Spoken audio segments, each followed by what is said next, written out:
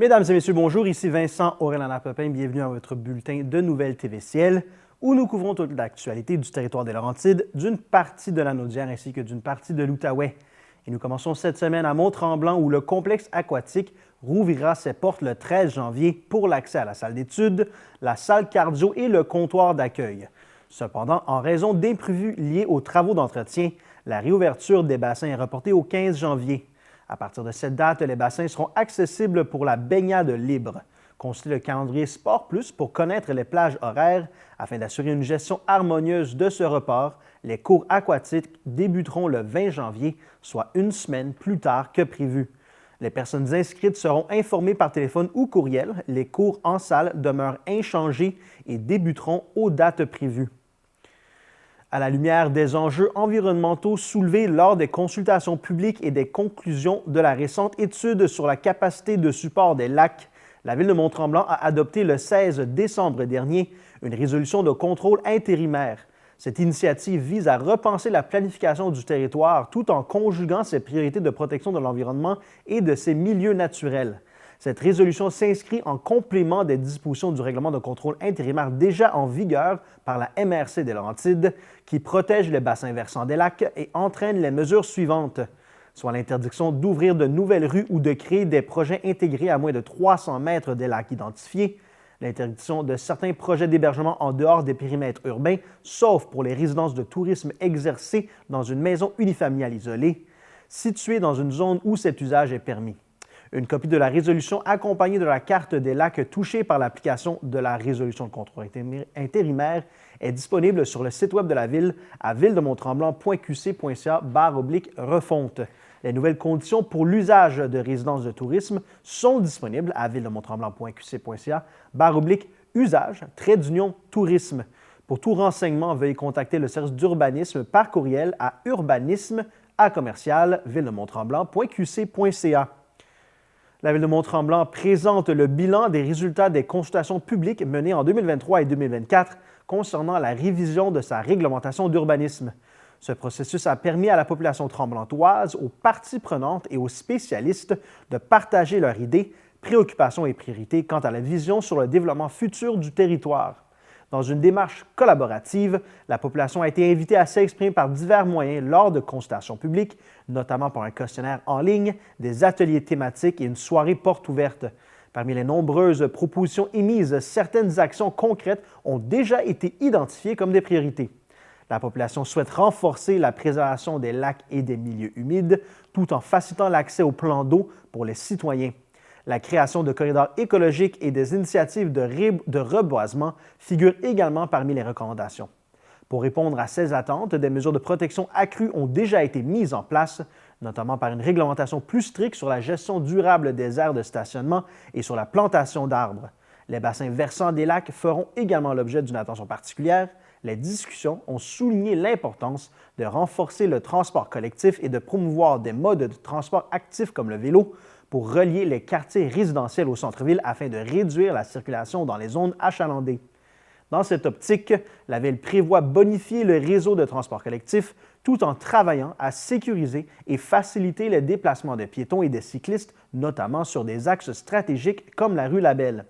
Des pistes cyclables reliant le centre-ville aux zones touristiques, des stationnements incitatifs et des infrastructures d'accueil comme des bornes de recharge pour vélos électriques seront également aménagées pour encourager les déplacements durables et mieux s'adapter aux besoins de la population. Les participants ont exprimé un besoin essentiel de développer des logements sociaux abordables pour répondre aux besoins des travailleurs, des travailleuses et des familles. Parmi les actions envisagées, la Ville prévoit de simplifier les processus réglementaires pour accélérer la réalisation de projets d'habitation et de mettre en place des incitatifs pour encourager la construction de logements abordables, par exemple en autorisant le logement accessoire partout sur le territoire. Elle réfléchit également à des mesures telles que l'identification de terrains propices à ces projets et à la densification près des infrastructures de transport collectif. Les citoyens souhaitant une offre récréo-touristique qui profite autant à la population tremblantoise qu'à la clientèle touristique, notamment par l'aménagement de sentiers multifonctionnels et la création de nouvelles activités intérieures. En réponse, la Ville prévoit de développer davantage de sentiers connectant les différents secteurs, d'évaluer les meilleures pratiques mises en place dans d'autres villes touristiques et de bonifier l'accès à des sites comme le domaine Saint-Bernard. Elle envisage également d'explorer des infrastructures récréatives telles que des terrains de tennis intérieurs tout en assurant une gestion réfléchie des zones naturelles pour préserver leur intégrité. Forte de ces recommandations, la Ville entend bâtir un plan d'urbanisme qui reflète ses priorités et s'inscrit dans les orientations du plan stratégique 2024-2028. Les prochaines étapes incluront l'analyse des idées recueillies et la mise en œuvre progressive d'actions concrètes. La transition écologique, le développement durable des infrastructures et la mise en valeur du caractère unique de Mont-Tremblant, ancré dans son patrimoine naturel et architectural, figureront également parmi les priorités des décisions à venir. La mairesse suppléante Dominique Laverdure affirme que les priorités exprimées par les citoyens et citoyennes résonnent avec les enjeux sur lesquels la Ville travaille activement et s'inscrivent dans la continuité des actions déjà entreprises. Elle ajoute que même si le schéma d'aménagement de la MRC des Laurentides a été reporté, la Ville a décidé d'aller de l'avant avec une première version du nouveau plan d'urbanisme et que cela permettra de mieux encadrer le développement et de répondre rapidement aux attentes de la population. Elle mentionne également qu'une deuxième phase sera nécessaire par la suite lorsque le schéma d'aménagement de la MRC sera en vigueur et que la Ville prévoit aborder ces enjeux prioritaires dans les prochains mois et adopter le nouveau plan d'urbanisme d'ici le printemps 2025. Conformément à la loi, un résumé du plan d'urbanisme sera transmis à la population tremblantoise dans un délai de 90 jours suivant son entrée en vigueur. Le rapport complet est disponible pour consultation sur le site web de la Ville à ville-de-Mont-Tremblant.qc.ca/refonte. La Ville de Mont-Tremblant réaffirme ainsi son engagement à maintenir cette démarche collaborative et à tenir compte des préoccupations citoyennes dans la version finale du plan d'urbanisme. Des communications seront diffusées au fur et à mesure pour informer la population de l'évolution du projet. Pour tout renseignement, veuillez contacter le service de l'urbanisme par courriel à urbanisme@ville-de-Mont-Tremblant.qc.ca. Les conseils de ville et d'agglomération de Mont-Tremblant ont annoncé les prévisions budgétaires pour l'année 2025 ainsi que le programme triennal d'immobilisation 2025-2027. Ce budget se caractérise par un équilibre financier résultant d'une augmentation du compte de taxes résidentielles de 2,9 %. Il reflète l'engagement de la Ville à répondre aux besoins croissants de la population tout en maintenant l'accessibilité et la qualité des services. Ce dernier budget clôture le cycle de planification budgétaire amorcé par les conseils élus pour la période 2021-2025. Le budget 2025 s'élevant à 67,7 millions de dollars, soit une augmentation de 5 millions de dollars par rapport à l'an dernier, traduit une gestion financière rigoureuse malgré les défis économiques.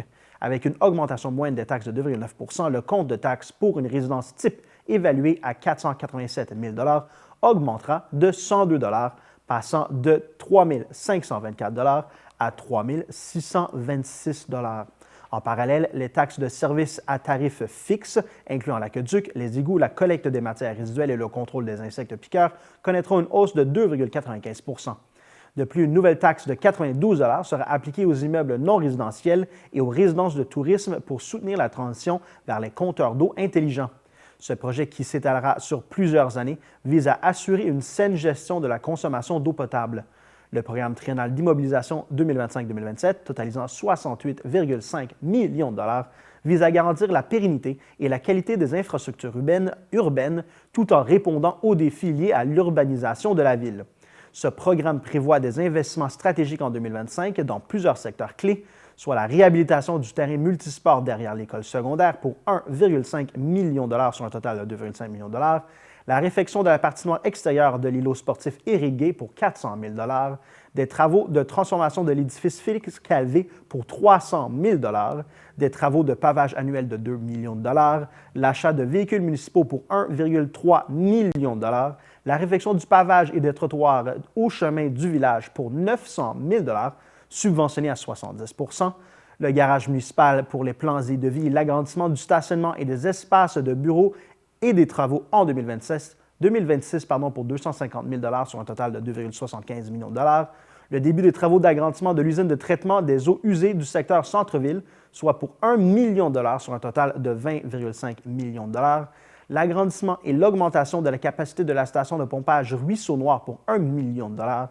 la mise à niveau de l'égout et de l'aqueduc du secteur de la Forge, du secteur de la Forge pour 1 million de dollars, la transition vers les compteurs d'eau intelligents pour 300 000 dollars, l'optimisation du réseau des sentiers pour 400 000 dollars, l'acquisition d'équipements pour l'entretien pour 486 000 dollars, la fin des travaux de réaménagement des locaux de la caserne pour 300 000 dollars. Le budget 2025 de la ville de Mont-Tremblant reflète une vision tournée vers l'avenir. Il s'aligne avec les priorités du plan stratégique 2024-2028, plaçant le développement durable et la gestion responsable des ressources au centre des initiatives. Certains projets amorcés en 2024 se poursuivent avec des impacts notables sur le budget 2025, soit la reprise de la gestion du complexe aquatique, du centre sportif et des plages, le développement des sentiers sur les terrains de Grey Rocks, les actions concertées pour accroître l'offre de logements abordables, la finalisation des travaux d'aqueduc et d'égouts pour la mise en place du pôle santé, la mise en place d'une écotaxe sur les gaz à effet de serre et une réglementation plus stricte pour la protection des bandes riveraines des lacs, ainsi qu'une refonte du plan d'urbanisme. La Ville de Prévost et la MRC de la Rivière-du-Nord annoncent un partenariat innovateur pour l'entretien hivernal du parc linéaire Le Petit Train du Nord sur le territoire de la MRC, grâce à l'acquisition par la Ville de Prévost d'un MTT, soit une chenille multifonctionnelle à 100% électrique fabriquée au Québec. L'entretien du tronçon entre la gare de Prévost et la route 333 à Saint-Jérôme sera désormais assuré par l'équipe du parc régional de la Rivière-du-Nord. Ce projet pilote permettra de tester l'efficacité de la chenille MTT dans des conditions réelles, en plus d'entretenir les 10 km de pistes de ski de fond, de ski, de patin et les corridors de marche du tronçon. La Ville utilisera ce véhicule polyvalent pour l'entretien de ses infrastructures municipales. Le passage de la chenille MTT sera dorénavant effectué 4 fois par semaine au lieu de 2 afin d'assurer des conditions optimales aux adeptes de sports d'hiver. Rappelons que l'accès au sentier du Petit Train du Nord est gratuit pour tous. L'équipement est attendu pour la mi-janvier. D'ici là, l'entretien sera assuré par l'équipe du Parc régional de la Rivière-du-Nord.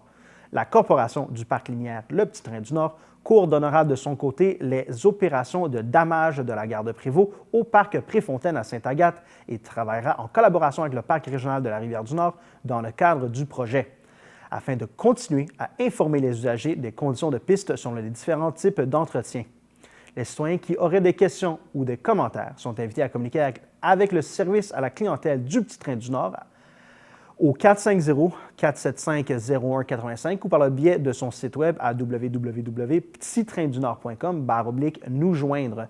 La corporation demeure également disponible pour répondre aux questions et accueillir les utilisateurs du parc à la gare de Prévost tous les jours entre 10h et 16h. Cette année encore, des rabais substantiels sur les billets de ski alpin et de glissade sur tube sont offerts aux citoyens de la Ville de Saint-Sauveur grâce à des ententes avec les stations de ski Mont-Habitant et les Sommets. Des coupons de réduction de 25 % applicables à l'achat de billets au Mont-Habitant sont disponibles dès maintenant au comptoir d'accueil du service des loisirs, de la culture et de la vie communautaire situé au chalet Pauline Vanier au 33 avenue de l'Église. Les citoyens peuvent se procurer un maximum de 6 coupons de réduction par résidence par jour. Ils devront présenter une preuve de résidence. Cette promotion est en vigueur jusqu'à épuisement des coupons disponibles. Dès le 13 janvier, les citoyens pourront bénéficier du lundi au vendredi, selon l'ouverture des montagnes, d'un rabais de 25 % lors de l'achat sur place d'un ou de plusieurs billets pour une journée complète, toute catégorie d'âge confondue. L'offre sera également exceptionnellement valide le samedi 18 janvier et le dimanche 16 février. Une preuve de résidence est requise. Les billets de ski au sommet Olympia, au sommet Moore Nights et au sommet Gabriel, selon l'ouverture. Les billets de glissade sur tube au versant Avila, selon l'ouverture des glissades. Pour plus d'informations sur cette promotion, communiquez avec le service des loisirs, de la culture et de la vie communautaire de la Ville de Saint-Sauveur. Il est maintenant plus facile que jamais de consulter les conditions des patinoires, des sentiers et de l'aire de glissade de la Ville de Saint-Sauveur. En effet, la ligne Info-Patinoire laisse place dès maintenant à GetTrail.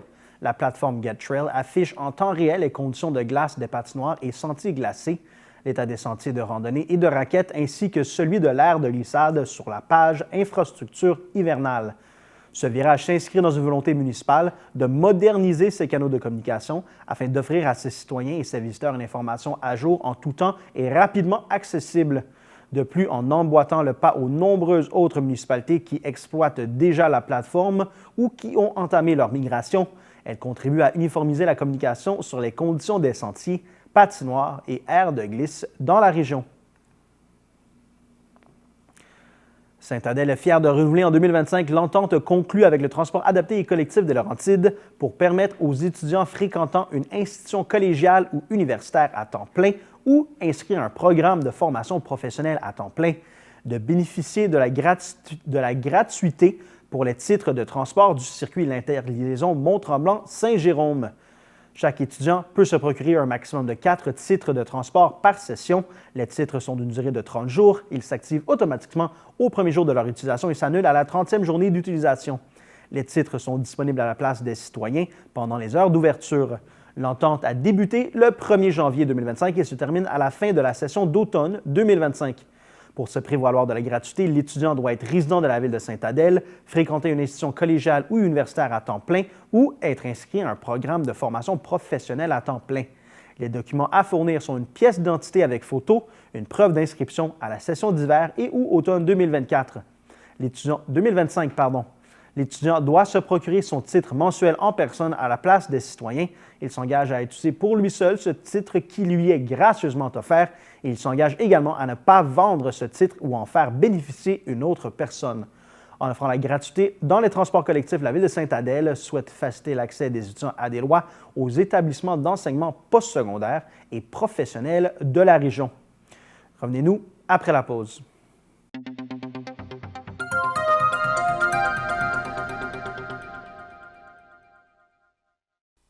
Lors de la dernière séance du Conseil de la MRC des Pays d'en haut, plusieurs faits sont à noter, dont la volonté ferme du Conseil de consolider les acquis en matière d'infrastructures récréotouristiques et patrimoniales et d'investir pour les générations futures. La MRC des Pays d'en haut a déposé un projet de règlement d'emprunt pour amorcer la prochaine phase du plan triennal d'immobilisation lancé en 2024, assurant ainsi la pérennité des travaux nécessaires à la mise aux normes et à l'adaptation au changement climatique des parcs linéaires, le Petit Train du Nord et du corridor aérobique. Cette initiative découle de l'obligation contractuelle de la MRC, inscrite dans les baux avec le gouvernement du Québec, de veiller à l'entretien, à l'aménagement et à la gestion de ces infrastructures publiques. Rappelons que les parcs linéaires sont des infrastructures clés pour le tourisme, les loisirs et la qualité de vie des citoyens.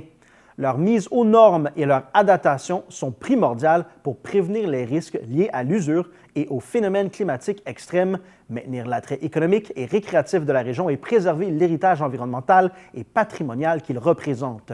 À la suite de plusieurs rencontres avec le ministère des Transports et de la Mobilité durable et avoir été en attente d'une réponse, la MRC des Pays d'en haut lui demande l'autorisation d'installer une passerelle temporaire pour assurer la circulation sécuritaire des piétons et des cyclistes sur le corridor aérobique, un parc linéaire apprécié pour ses activités récréatives et touristiques. Depuis le démantèlement du pont Newaygo en 2024, ce lien essentiel est impraticable et il n'existe aucun détour sécuritaire dans les environs. Cette situation pose des enjeux pour la sécurité des utilisateurs et nuit à la popularité de cette infrastructure importante pour la région. La MRC des Pays d'en haut s'apprête à signer 2 nouveaux baux pour le bâtiment situé au 1000 rue Saint-Georges à Saint-Adèle. Construit à l'origine pour devenir la gare de Saint-Adèle-Mont-Roland, ce bâtiment emblématique abrite aujourd'hui 2 commerces bien connus, soit Espresso Sport et Café de la Gare. Des travaux majeurs de réfection et de revitalisation sont nécessaires pour assurer la pérennité de l'immeuble, répondre aux normes actuelles et respecter les engagements pris auprès des autorités gouvernementales. Une fois les rénovations terminées, des aménagements locatifs seront également réalisés par les locataires pour adapter les installations à leur nouvel état. Le mois dernier, le Conseil municipal de Sainte-Agathe-des-Monts a adopté le budget 2025 présenté par le maire, M. Frédéric Brouet, et le directeur général de la ville, M. Simon Lafrenière. Ce budget équilibré de 49,4 millions de dollars reflète une gestion responsable des finances municipales et vise à soutenir la stratégie de croissance durable de la ville. Cette année, la MRC des Laurentides a publié un nouveau rôle d'évaluation foncière, révélant une augmentation moyenne de 54 des valeurs foncières sur l'ensemble des types d'immeubles du territoire. Cette hausse découle directement de la forte progression des transactions immobilières observées ces dernières années, un phénomène visible partout au Québec. Pour limiter les impacts de cette augmentation pour les citoyens, le Conseil municipal a pris la décision de réduire les taux de taxes foncières. Pour la Ville, de 0,5192 à 0,3324 par tranche de 100 pour l'agglomération de 0,2064 à 0,1 1,344 $ par tranche de 100 $. Le maire Frédéric Brouillé mentionne que le budget 2025 a été élaboré avec rigueur et répond à la fois aux besoins actuels et futurs de la population grandissante, tout en préservant l'équilibre financier de la ville. Il ajoute que le budget reflète la détermination de la ville à maintenir des services essentiels de qualité, tout en planifiant un avenir prospère pour la communauté et que la durabilité est au cœur des actions. C'est pourquoi la ville a investi dans des infrastructures clés cette année, telles que la rénovation de la piscine municipale, l'élaboration d'un plan de transition écologique ainsi que la mise à niveau des réseaux d'égouts et d'aqueducs afin de répondre aux besoins présents, tout en bâtissant un avenir solide. Le budget 2025 prévoit des investissements majeurs qui visent à améliorer les infrastructures, protéger l'environnement et enrichir le milieu de vie des citoyens. Parmi les projets clés, mentionnons l'élaboration d'un plan de transition écologique, le réaménagement de la place Lagny, la création d'un poste de conseiller en planification des sentiers et du territoire, la création d'un poste de conseiller aux entreprises, la modernisation des réseaux d'aqueducs et d'égouts, la rénovation de la piscine municipale du centre sportif d'Amiens-Étu, la mise en place d'une entente pour le développement culturel. M. Simon Lafrenière, directeur général de la Ville, ajoute que le budget 2025 témoigne de l'engagement de la Ville envers une gestion responsable et proactive et qu'en alignant ses priorités sur une perspective stratégique à long terme, la Ville a conçu un plan qui répond aux besoins immédiats de la communauté tout en posant les bases d'un avenir durable et prospère. Le budget 2025 s'inscrit dans la continuité des efforts entrepris ces dernières années pour assurer un développement harmonieux. La MRC des Laurentides, de concert avec sa corporation de développement économique, annonce son intention de réaliser son premier projet de construction de logements abordables dès 2025. Ensemble, elles ont créé une fiducie d'utilité sociale en matière d'habitation pour travailleurs et étudiants postsecondaires, modèle innovateur, ayant pour objectif de répondre aux besoins croissants en logements accessibles pour les travailleurs et étudiants postsecondaires du territoire de la MRC des Laurentides. Le projet comprendra des logements réservés aux travailleurs des entreprises locales avec des baux signés directement avec ces dernières. Un étage de l'immeuble comprenant des chambres avec espace commun sera également dédié aux étudiants en partenariat avec le Centre collégial de Mont-Tremblant afin de répondre à la demande croissante en matière de logement étudiant. Pour ce premier projet, la Ville de Mont-Tremblant contribue par la cession d'un terrain à la fiducie permettant de diminuer les coûts de construction de ces logements destinés à favoriser l'attractivité économique du territoire et à pallier la pénurie de main-d'œuvre à laquelle font face les employeurs locaux. Ce modèle unique au Québec vise la construction de logements abordables à perpétuité, est un véritable levier pour soutenir la croissance de la région. En répondant à la pénurie de logements pour les employés locaux et dynamiser l'économie locale, la MRC des Laurentides termine ainsi l'année sur une note positive avec un projet d'envergure en phase de développement qui profitera à la fois à l'économie et à la population locale. Dans le cadre de l'entente de développement culturel 2024, la MRC d'Antoine Labelle travaille à la mise en œuvre d'un projet de mise en valeur des paysages régionaux. Pour ce faire, la MRC et ses 17 municipalités sondent l'ensemble des citoyens afin de connaître le paysage favori de la population. Le projet prendra la forme d'un circuit de 17 panneaux présentant un paysage emblématique par municipalité. Pour identifier les paysages qui seront représentés et renforcer l'identité culturelle régionale, l'ensemble de la population est invité à soumettre leurs endroits coup de cœur. Que ceux-ci soient réputés ou méconnus, les propositions des citoyens contribueront à la sélection des paysages mis en valeur. Les gens intéressés à partager leur paysage favori sont invités à compléter le sondage jusqu'au 20 janvier 2025 sur le site web de la MRC. Avant de soumettre un paysage ou un point de vue, les participants doivent s'assurer que celui-ci est accessible au public afin d'être en mesure d'y installer un panneau d'interprétation et d'inviter les gens d'ici et d'ailleurs à découvrir les paysages de l'autre Laurentide. Ce projet découle de l'axe d'identité et appartenance territoriale de la politique culturelle et patrimoniale de la MRC d'Antoine Labelle, en plus de répondre à l'objectif promotion de la richesse du territoire et son incidence sur l'art, la culture et le patrimoine local.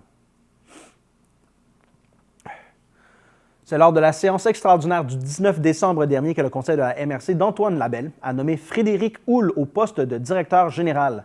M. Houle œuvre au sein du CLD de la MRC d'Antoine Labelle depuis 2009, dont les 9 dernières années en tant que directeur général. Grâce à sa vaste connaissance du milieu municipal, économique et du territoire, ainsi qu'à son expertise en gestion stratégique, M. Houle est pleinement conscient des défis auxquels la MRC devra répondre dans les prochaines années. Son parcours académique et professionnel axé sur la gestion, l'amélioration continue et la performance organisationnelle témoigne de sa capacité à mener à bien des initiatives ambitieuses et à mobiliser les acteurs clés pour assurer le développement durable de la région.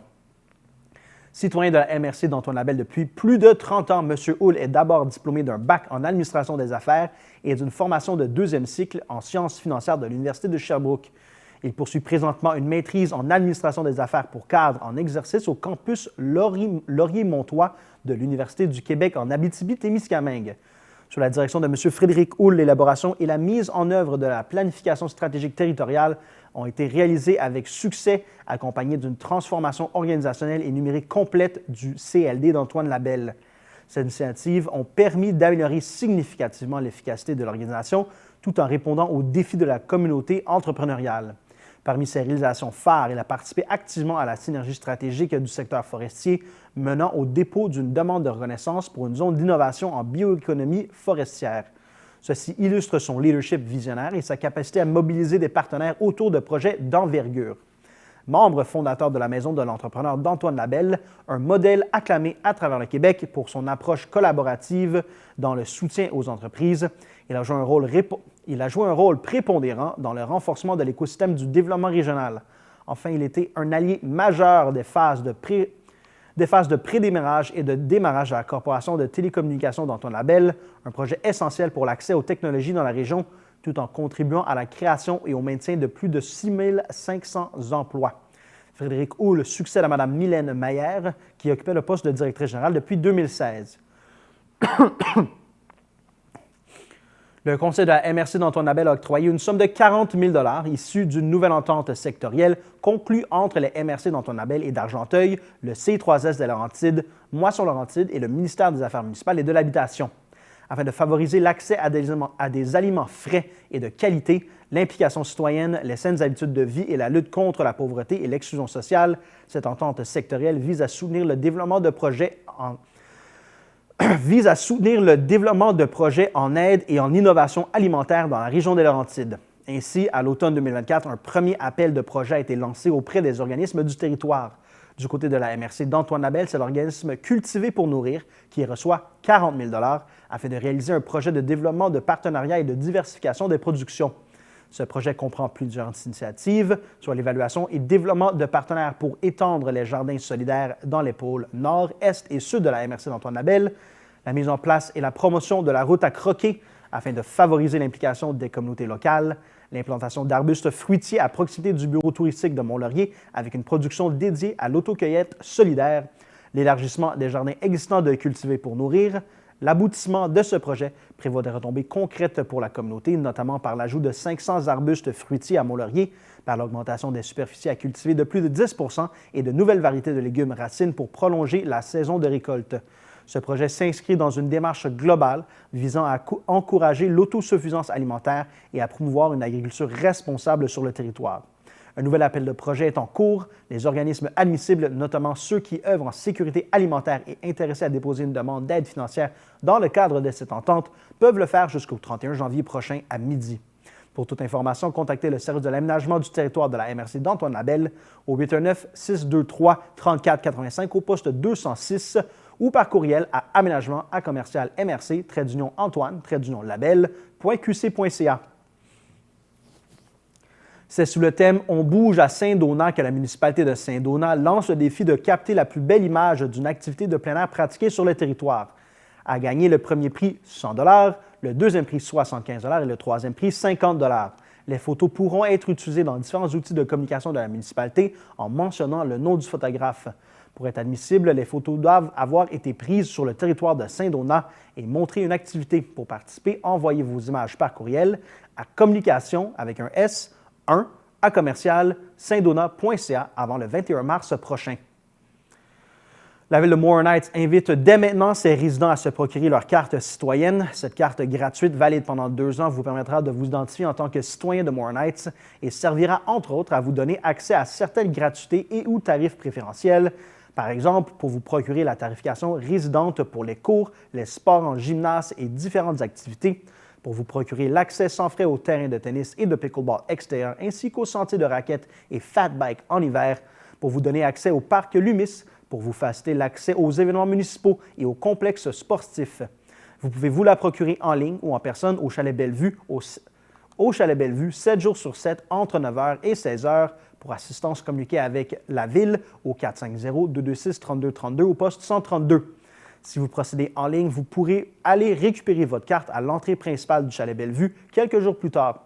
Lors d'un déménagement, il est de la responsabilité du détenteur d'une carte citoyenne de signifier à la municipalité tout changement d'adresse par courriel ou par téléphone au Chalet Bellevue. La date d'expiration se trouve au dos de la carte. Si la carte est expirée, il est important de la conserver car une étiquette adhésive indiquant la nouvelle date d'expiration sera apposée au dos de la carte. Lors du renouvellement, la présentation de la carte est obligatoire, sans quoi des frais de remplacement de 5 $ seront exigés. Une preuve de résidence valide et une pièce d'identité avec photo de chaque membre de la famille sera exigée pour prendre possession d'une carte citoyenne. Pardon. Revenez-nous après la pause.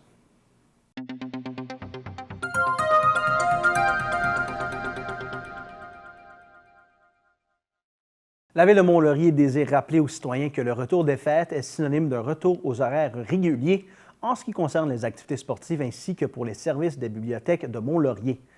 Les résidents sont invités à consulter les horaires des activités sportives, mises à jour et disponibles dès maintenant au www.villemonlaurier.qc.ca, section loisirs et culture dans l'onglet horaires et tarifs des activités sportives libres pour planifier leur visite et leur participation aux différentes activités offertes. De plus, l'ensemble des patinoires extérieures de Mont-Laurier sont désormais ouvertes. Profitez-en. Pour consulter l'horaire et les mises à jour concernant les patinoires extérieures, visitez villemonlaurier.qc.ca/loisirs, /culture, /horaire, des, activités, sportives. Le Conseil municipal de la Ville de Mont-Laurier a adopté le budget 2025 équilibré de 36 223 380 $. En octobre dernier, la MRC d'Antoine Labelle a déposé le nouveau rôle d'évaluation foncière, reflétant la valeur réelle des propriétés sur le marché immobilier en date du 1er juillet 2023. Dans ce contexte, la Ville de Mont-Laurier a dû effectuer un exercice financier important pour minimiser l'impact des nouvelles valeurs foncières des immeubles qui ont augmenté de façon variable s'il s'agit d'immeubles desservis ou non, de commerce ou d'industrie. En moyenne, le rôle imposable a augmenté de 42,5 %. La Ville s'est assurée d'avoir les revenus nécessaires pour maintenir la qualité de ses services aux citoyens.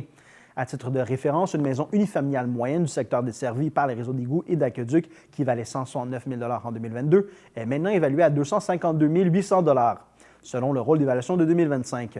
L'augmentation est aussi importante pour les immeubles du secteur commercial et industriel. Afin d'éviter une trop grande pression financière sur les citoyens, la Ville a procédé à l'ajustement des taux de taxation à la baisse afin de contrebalancer la hausse des valeurs des immeubles selon leur catégorie. Malgré la complexité de l'exercice, le Conseil municipal réussit à déposer un budget équilibré d'une valeur de 36 223 380 $, représentant une hausse de 6,9 % par rapport au dernier budget. Ce dernier tient compte de certains choix, des priorités et de certaines affectations nécessaires, permettant ainsi de limiter l'augmentation moyenne du compte de taxes municipales pour une maison unifamiliale du secteur desservi à environ 2,49 %. Le maire, Daniel Bourdon, affirme que l'augmentation importante de la valeur foncière qu'ont connue les immeubles aurait pu entraîner des hausses significatives pour les citoyens et que le conseil municipal a donc pris la décision de réduire considérablement le taux de taxation de près de 31 % pour limiter l'impact du nouveau rôle sur la capacité de payer des contribuables laurier-montois. Par ailleurs, le budget permet aussi à la Ville de continuer son développement et d'améliorer la qualité de ses infrastructures en s'appuyant sur son plan stratégique 2019-2025. Ce plan en sera d'ailleurs à sa dernière année. D'autre part, M. Bourdon tient à informer la population que les décisions prises dans le cadre des activités de fonctionnement et les choix d'investissement du présent budget font suite à une démarche rigoureuse comprenant diverses analyses sur la capacité financière de la Ville. Le maire mentionne que, comme il le fait depuis 2018, le Conseil travaille en collaboration avec l'administration municipale afin d'assurer une gestion financière transparente et rigoureuse des fonds publics. Il ajoute que ce soit par la révision de certaines façons de faire, par l'obtention d'aides financières et l'utilisation de modes de financement actifs, la Ville tente par tous les moyens de maximiser ses investissements en minimisant ses emprunts et par le fait même l'impact sur sa dette. Le programme triennal d'immobilisation cumule pour sa part 24 518 950 $ pour les investissements en lien avec les infrastructures de rue, les bâtiments, les machineries, véhicules, outillages et les infrastructures de loisirs, de la culture et des parcs en support à la réalisation de son plan stratégique. Ces investissements incluent la phase 3 du projet de revitalisation du centre-ville, le resurfaçage et la réfection des trottoirs de la rue de la Madone entre la rue Belle-Rive et la SAAQ, la réfection du trottoir sur le boulevard Albini-Paquette entre la rue Chasles et le restaurant Place Mont-Laurier Pizzeria, la phase 4 de la réfection du secteur de l'hôpital sur la rue de la Pensée, la construction de nouvelles rues par l'entremise d'ententes promoteurs dans le cadre de développement immobilier, l'investissement de près de 4 millions de dollars. Des investissements de près de 4 millions de dollars sont prévus pour la réfection de tronçons de certains chemins en milieu rural et semi-urbain, selon la confirmation des aides financières, la poursuite du projet de construction de la bibliothèque, la réfection complète du pôle sportif dans le secteur de Saint-Jean-sur-le-Lac, un projet majeur où l'ensemble des plateaux sportifs seront mis à neuf, le déploiement de la phase 2 de son réseau cyclable, la finalisation du projet de sentier et d'interprétation de la nature au ruisseau Ville-Mère, la poursuite du déploiement du plan directeur des parcs, la construction d'une station de lavage pour les bateaux à proximité du lac Thibault et du centre de plein air. Des investissements sont également prévus pour la modernisation de machinerie et d'équipements de la ville, dont le remplacement de véhicules légers ainsi qu'une rétrocaveuse. Pour consulter le rapport détaillé du budget 2025, il suffit de visiter le ville-montlaurier.qc.ca dans l'onglet Vie municipale en cliquant sur Budget et État financier. Le Centre intégré de santé et des services sociaux des Laurentides encourage la population à considérer des alternatives aux urgences des hôpitaux de Saint-Jérôme et de Saint-Eustache pour toute situation n'étant pas critique. Cela s'explique par le fort achalandage actuel dans ces deux installations, ce qui occasionne des délais d'attente plus élevés qu'à la normale.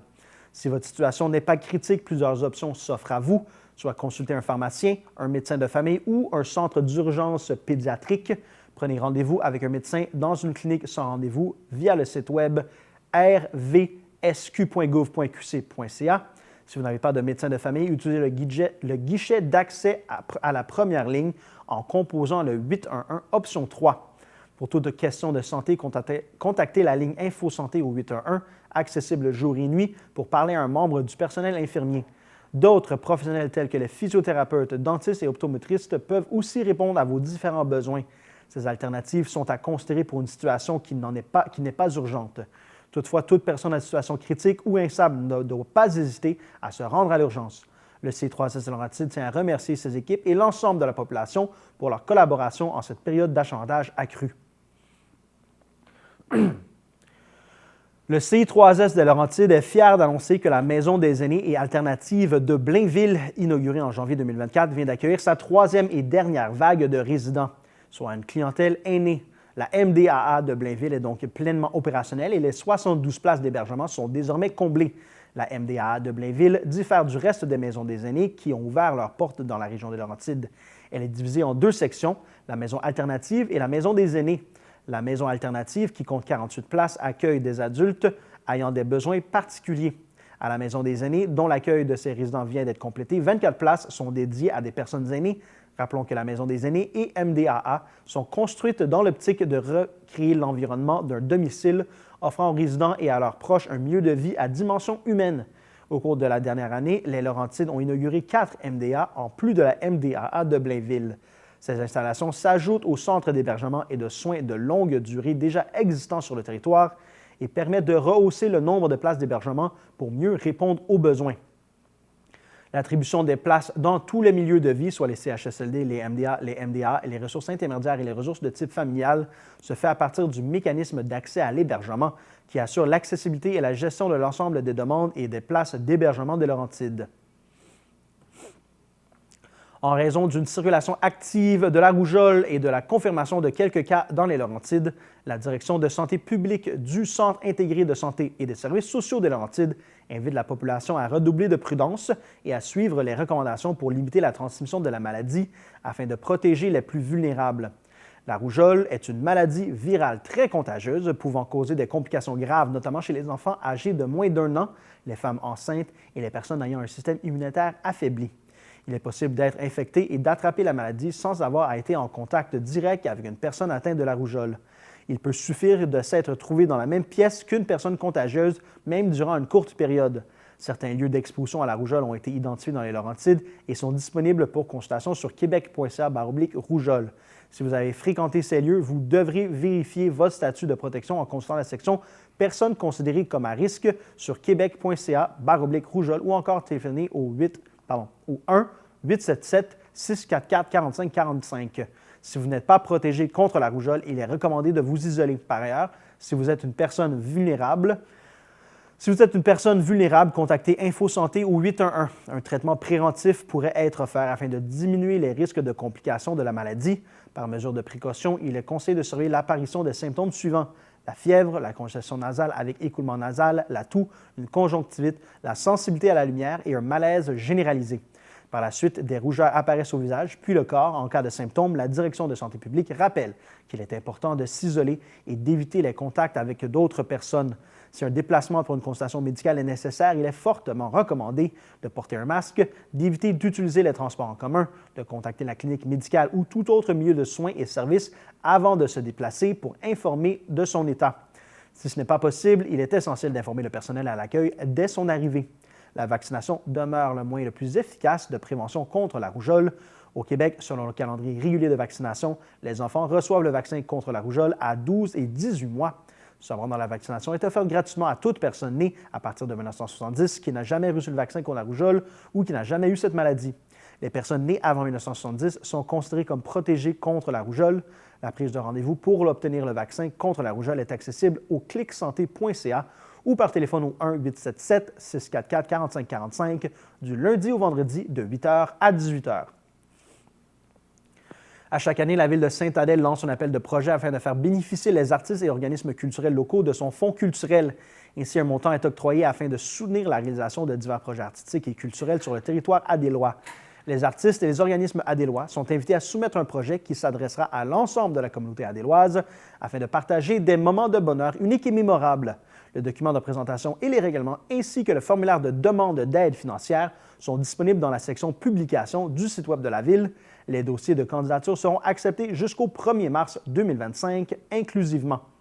Revenez-nous après la pause.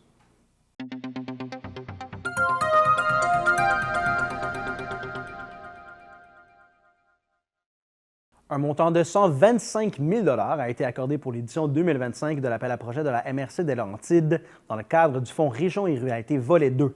Les organismes, municipalités et entreprises privées et d'économie sociale peuvent soumettre leurs demandes dès maintenant.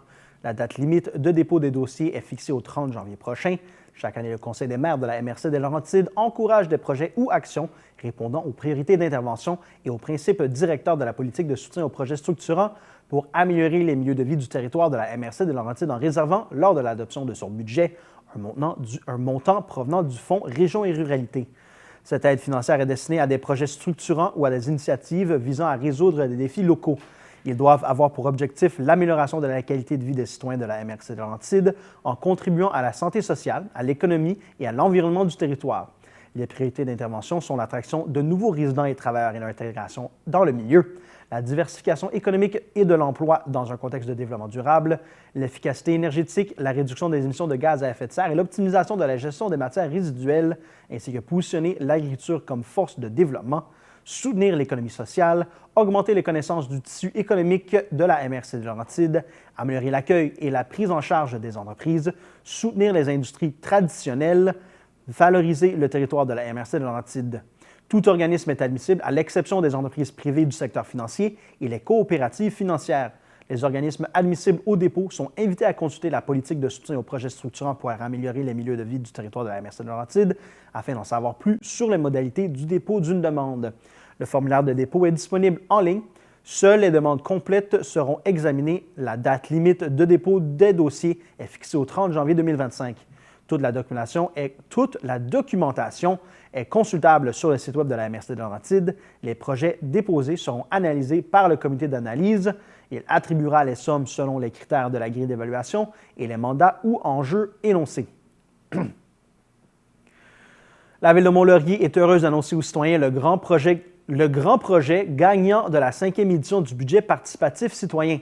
La tour d'observation sur le Mont-Laurier, proposée par Axel Jarvis, Dorsey Lalande, Mayanne Saint-Amour et Alix Lapierre, a accumulé le plus de votes cette année. Au total, 56,3 % du vote des citoyens lui ont été attribués comme projet coup de cœur. Le second projet, l'installation de fontaines d'eau dans la ville, a accumulé 11,4 % des votes. La ville de Mont-Laurier désire également souligner l'apport des membres bénévoles du comité de pilotage qui ont fait l'analyse de 42 projets dans le cadre de cette démarche. Par la suite, 8 projets ont été soumis au vote des citoyens.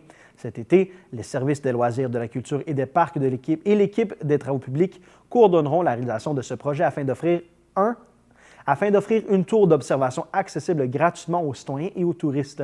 Près de 700 citoyens ont voté en ligne dans le cadre de cette 5e édition du budget participatif.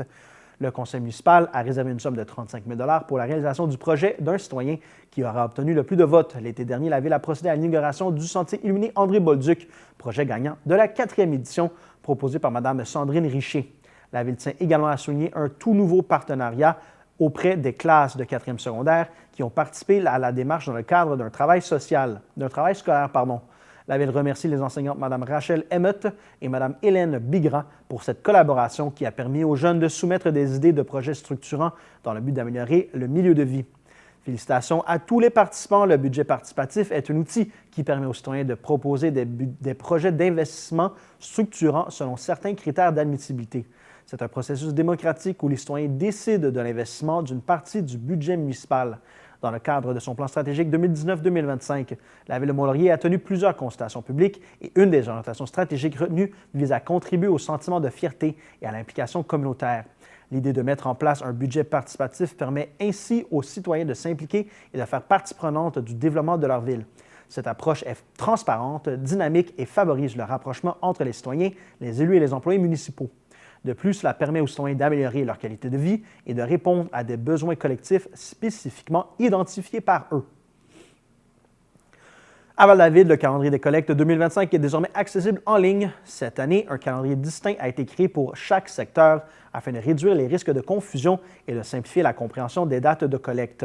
Vous ne savez pas à quel secteur vous appartenez? Pas de souci, vous pouvez facilement le vérifier en ligne.